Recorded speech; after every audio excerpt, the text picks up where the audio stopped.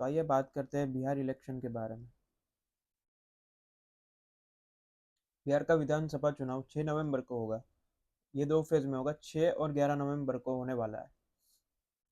बिहार में 243 विधानसभा है और उसमें नतीजे आएंगे 14 नवंबर को। बिहार में पहले फेज में 121 सीट है और दूसरे फेज में 122 सीट है।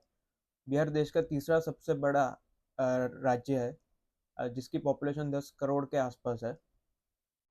और यहाँ पर चुनाव बहुत इम्पोर्टेंट बन जाता है इसलिए। तो इलेक्शन कमीशन ने 6 अक्टूबर को ये घोषित किया था कि 6 नवंबर को 121 विधानसभा सीटों के लिए उत्तरी बिहार में इलेक्शन होंगे। और दूसरा चरण होगा 11 नवंबर को 122 सीटों के लिए, जिसमें पूर्वी और दक्षिणी हिस्सों को शामिल किया गया है। और जिसमें भागलपुर और से लेकर भागलपुर भी शामिल है, भागलपुर जैसा बड़ा शहर। और मतगणना होगी 14 नवंबर को। तो ये शेड्यूल पहले बिहार में 7 या 8 चरण में चुनाव होते थे, लेकिन इस बार ये चुनाव सिर्फ 2 चरण में हो रहा है, क्योंकि जो नक्सलवाद बहुत कम हो गया है और हिंसा बहुत कम हो गई है। तो इसलिए इलेक्शन कमीशन को लगता है कि 2 पड़ाव में चुनाव होंगे तो अ, हिंसा नहीं होगी, तो एक साथ चुनाव किया जा सकता है। टोटल वोटर है 7 करोड़ 40 लाख, और 14 लाख वोटर पहली बार वोट करेंगे। इलेक्शन कमीशन ने 68 लाख लोगों के नाम निकाले थे और 21 लाख नए नाम शामिल किए थे। इसमें से बहुत सारे घुसपैठिए भी थे, इलेक्शन कमीशन का कहना है, जिन्होंने फेक वोटर आईडी रजिस्टर करवाए थे, फेक डॉक्यूमेंट्स देकर। और जिसका काफ़ी विरोध हुआ था जिसको लेकर, तो उन्होंने इलेक्शन कमीशन ने इसकी सूची भी अपनी वेबसाइट पर अपलोड कर दी, क्योंकि ऑपोजिशन ने इसका बहुत विरोध किया था कि इसमें से कई सारे जो मासूम लोग हैं उनके नाम निकाले जा रहे हैं। आ, इस चुनाव में सेंट्रल आर्म पुलिस फोर्स की 200 से ज़्यादा कंपनी होगी। और हर पोलिंग बूथ पर सीसीटीवी और वीडियोग्राफी भी होगी। जो एमसीसी है, जो मॉडल कोड ऑफ कंडक्ट है, वो 6 अक्टूबर को लागू होगा, जो सभी दलों को मानना पड़ेगा। टोटल 2600 लोग ये चुनाव लड़ रहे हैं, मतलब कि 243 सीटों पर 2600 से ज्यादा लोग ये चुनाव लड़ रहे हैं। और उसमें पार्टियां एनडीए, जिसमें बीजेपी है, एलजेपी है, नीतीश कुमार की जेडीयू है, अ, और दूसरी तरफ है महागठबंधन। तो एनडीए में बीजेपी सबसे बड़ी पार्टी है, फिर जेडीयू है। दोनों पार्टियां 101 सीटों पर चुनाव लड़ रही है। फिर आती है एलजेपी, जो 28 सीटों पर चुनाव लड़ रही है। और उसके बाद आती है जीतन राम मांझी की पार्टी, जो भी जिसको जो भी 10 से ज्यादा सीटों पर चुनाव लड़ रही है इस बार। अ, और महागठबंधन, एनडीए के सामने है महागठबंधन। महागठबंधन में पार्टियां है कांग्रेस। अ, महागठबंधन में तेजस्वी यादव की आरजेडी सबसे बड़ी पार्टी है। फिर आती है कांग्रेस, और उसके बाद लेफ्ट पार्टी आती है सीपीआई। और इस बार तीसरी पार्टी है जिसका नाम है जन स्वराज पार्टी, जो प्रशांत किशोर की पार्टी है। 2020 में कोविड 19 था, तो इस बार कोविड 19 नहीं है, तो ये एक डिफरेंस है इस बार चुनाव में। तो चुनाव में बहुत मुद्दे हैं। विकास का मुद्दा है, जो नीतीश कुमार अपने विकास के मुद्दे पर लड़ते हैं, और क्राइम को कम करने के मुद्दे पर लड़ते हैं, महिला सुरक्षा के मुद्दे पर लड़ते हैं। और बीजेपी भी उन्हीं मुद्दों पर लड़ रही है। और गवर्नमेंट जॉब एक बहुत बड़ा मुद्दा है दोनों तरफ से। तो तेजस्वी यादव ने अनाउंस किया है कि वो 1 लाख परिवारों को गवर्नमेंट जॉब देंगे, या सारे परिवार में किसी को गवर्नमेंट जॉब मिलेगी। और दूसरी तरफ बीजेपी ने तो 10,000 रुपए की एक लोन दी है, लोन देने का अनाउंस किया है। जो भी महिलाएं गृह उद्योग चलाती है, उनको 10,000 रुपए की लोन मिलेगी। तो दोनों तरफ से एक तरीके से पैसों से वोटर को मदद करने की बात की जा रही है। उसके बाद जेडीयू और अलायंस, जो हिंदुस्तानी आवाम मोर्चा है एनडीए में, और वीआईपी पार्टी भी है, जो है विकासशील इंसान पार्टी।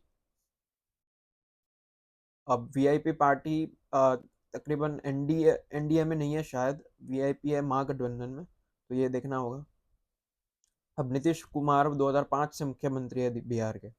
तो 2005 में चुनाव हुआ था, 2005 से 2010 रहे, फिर 2010 में चुनाव हुआ, 10 से 15 तक रहे, 15 में वो उन्होंने पार्टी बदल दी, वो महागठबंधन के साथ चले गए, फिर 15 से 17 तक महागठबंधन के साथ रहे, फिर से बीजेपी में आ गए 2017 में, और 2017 से 20 बीजेपी के साथ रहे, फिर 2020 में फिर से एनडीए चुनाव जीता, और 2020 से 22 तक वो 2 साल बीजेपी के साथ रहे, और 2022 में फिर से आरजेडी के साथ चले चले गए, फिर 2022 से 23 वो आरजेडी के साथ रहे, और 2023 दिसंबर में वो फिर से बीजेपी के साथ चले गए।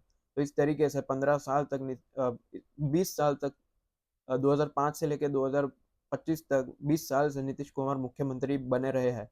और नीतीश कुमार सुशासन बाबू नाम से जाने जाते हैं, क्योंकि जब जो कहा जा रहा था कि आरजेडी के राज में जंगल राज होता है, क्राइम जो क्रिमिनल्स होते हैं जो वसूली करते हैं उनका राज होता है, तो नीतीश कुमार ने आके इसको बदल दिया है। और वो जाने गए सुशासन बाबू के नाम से, कि उन्होंने अच्छा रूल लाया बिहार में, लॉ एंड ऑर्डर को उन्होंने टैकल किया।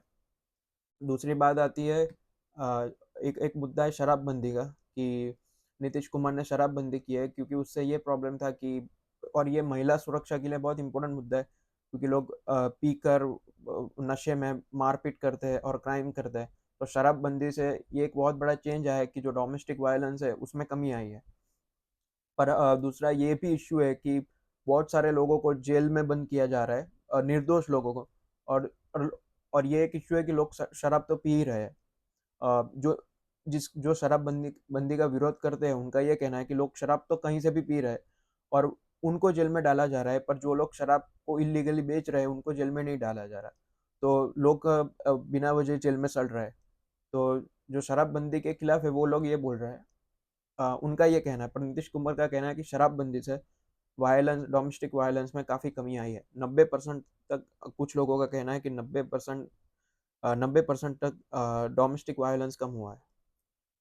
तो अब 2020 में रिजल्ट क्या थे, तो 2020 में एनडीए 125 सीटें ही जीती थी, तो 243 में से बहुमत के लिए 122 सीट चाहिए, और एनडीए ने उसी के आसपास बहुत ही स्लाइट मेजोरिटी से 125 सीटें ही जीती थी।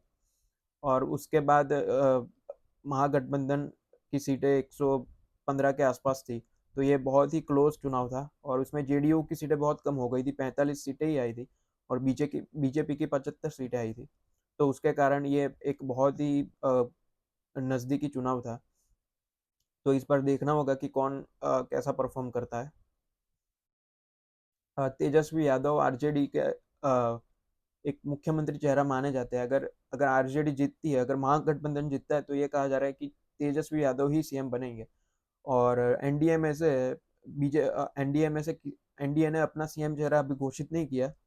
एनडीए यही कह रहे हैं कि नीतीश कुमार की लीडरशिप में हम लड़ रहे हैं। और अभी ही उन्होंने चेंज कर दिया, अमित शाह ने अपना स्टेटमेंट 25 अक्टूबर को अलग स्टेटमेंट दिया कि नीतीश कुमार सीएम हो सकता है। उस तरीके से इनडायरेक्टली उन्होंने बोलने की कोशिश की, क्योंकि राहुल गांधी ये कह रहे थे कि ये नीतीश कुमार को साइडलाइन कर रहे हैं। क्योंकि ये भी कहा जा रहा है कि अगर बीजेपी ज़्यादा सीटें जीतती है तो बीजेपी और एलजेपी बहुमत बना लेगी और नीतीश कुमार को साइडलाइन कर देगी, या नीतीश कुमार सीएम नहीं रहेंगे और बीजेपी के सीएम होंगे। तो उसका जवाब देने के लिए अमित शाह ने ये कहा कि नीतीश कुमार ही सीएम होंगे। इनडायरेक्टली ऐसा रैली में कहा कि चुनाव नीतीश कुमार की लीडरशिप में लड़ रहा है तो सीएम भी नीतीश कुमार ही होंगे। तो ये इश्यू चल रहा है अभी, चुनाव को लेकर लड़ाई दोनों दलों में चल रही है। और 23 अक्टूबर को तेजस्वी यादव को महागठबंधन का मुख्यमंत्री वधी बारा 23 अक्टूबर को तेजस्वी यादव को महागठबंधन का मुख्यमंत्री घोषित कर दिया गया। तो और मुकेश सहनी जो वीआईपी पार्टी, मतलब वीआईपी पार्टी महागठबंधन के पक्ष में है, तो वीआईपी मुकेश सहनी उप मुख्यमंत्री होंगे। तो अगर महागठबंधन जीतता है तो मुकेश सहनी वीआईपी पार्टी के उप मुख्यमंत्री होंगे और तेजस्वी यादव मुख्यमंत्री होंगे। और जैसे कि मैंने कहा, एनडीए ने अपने मुख्यमंत्री पद का चेहरा घोषित नहीं किया ऑफिशियली। और प्रशांत किशोर की जो मैंने बात की, उनकी जन स्वराज पार्टी 243 सीटों पर लड़ रही है, सारी सीटों पर लड़ रही है। ये नई पार्टी है, उसमें 90% नए लोगों को टिकट दिया उन्होंने। और आम आदमी पार्टी भी लड़ रही है और असदुद्दीन ओवैसी की एआईएमआईएम भी लड़ रही है, जो बिहार का सीमांचल एरिया है जहाँ पर मुस्लिम मतदाता ज़्यादा है, वहाँ पर एआईएमआईएम ने 25 लोगों को टिकट दी है, 25 प्रत्याशी 25 सीटों पर अपने प्रत्याशी उतारे हैं। और जो प्रशांत किशोर को लेकर ये बात है कि जन स्वराज पार्टी वोट काटेगी, अब वो बीजेपी के वोट काटेगी या महागठबंधन के वोट काटेगी ये तो देखना होगा। पर ये कहा जा रहा था कि वो तेजस्वी यादव के खिलाफ लड़ेंगे प्रशांत किशोर, पर वो उन्होंने आखिरी टाइम पर लड़ने से अपना हाथ खींच लिया है। अब वो प्रशांत किशोर खुद एक भी सीट पर नहीं लड़ रहे। तो पहले उन्होंने घोषणा की थी कि वो तेजस्वी यादव के खिलाफ लड़ेंगे, पर अब वो नहीं हो रहा। अब बिहार में 90 से गठबंधन का इतिहास है। 1990 से 2005 तक आरजेडी की सरकार थी जिसमें लालू यादव सीएम थे और उनकी वाइफ भी उसके बाद सीएम बनी जब लालू यादव रेल मिनिस्टर बने। तो 15 साल तक आरजेडी की सरकार रही और उसके बाद से जैसे कि मैंने कहा कि नीतीश कुमार मुख्यमंत्री है।